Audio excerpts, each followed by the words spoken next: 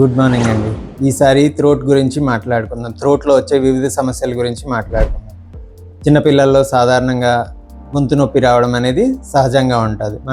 దీనికి కారణం cool water, cool drinks, ice creams లాంటివి మనం బయటికి వెళ్ళినప్పుడు పిల్లలకు తరచూ కొనివ్వడం వలన కొంతమంది ఇమ్యూనిటీ కొంచెం తక్కువ ఉన్న వాళ్ళకు కూడా లోపల టాన్సిల్స్ అనేవి ఇన్ఫెక్ట్ అయ్యి వచ్చే అవకాశం ఉంటుంది. దానివల్ల విపరీతంగా గొంతు నొప్పి, జ్వరము, బాబు ఫీవర్తో ఉండడం, పడుకోవడం ఇవన్నీ చేస్తూ ఉండే యాక్టివిటీ అనేది తగ్గిపోతుంది.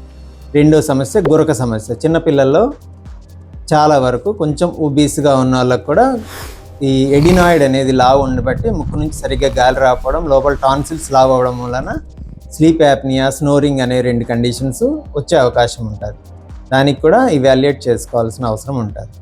ఇంకా పెద్దవారిలో అయితే ఇంకా థ్రోట్ ఇన్ఫెక్షన్స్ రెగ్యులర్గా వాటర్ చేంజ్ అయినా, ఊర్లు మారినా, క్లైమేట్ మారినా ఇలా వచ్చే అవకాశం ఉంటుంది.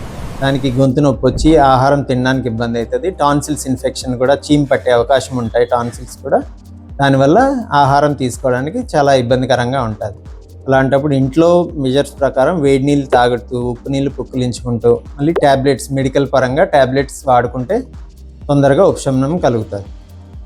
ఇంకా పెద్దవారిలో గొంతు నొప్పి రావడానికి అనేక కారణాలు ఉన్నాయి. కొంచెము పెద్ద వయసు పైబడే కొద్దీ మనం లోపల ఏమన్నా గడ్డలు కానీ, మింగడానికి ఏమైనా ఇబ్బంది అయితే గడ్డలు కానీ, క్యాన్సర్లు కానీ దానికోసము ఎండోస్కోప్ చేసి ఇవాల్యుయేట్ చేయడానికి ఎంతైనా అవసరం ఉందండి.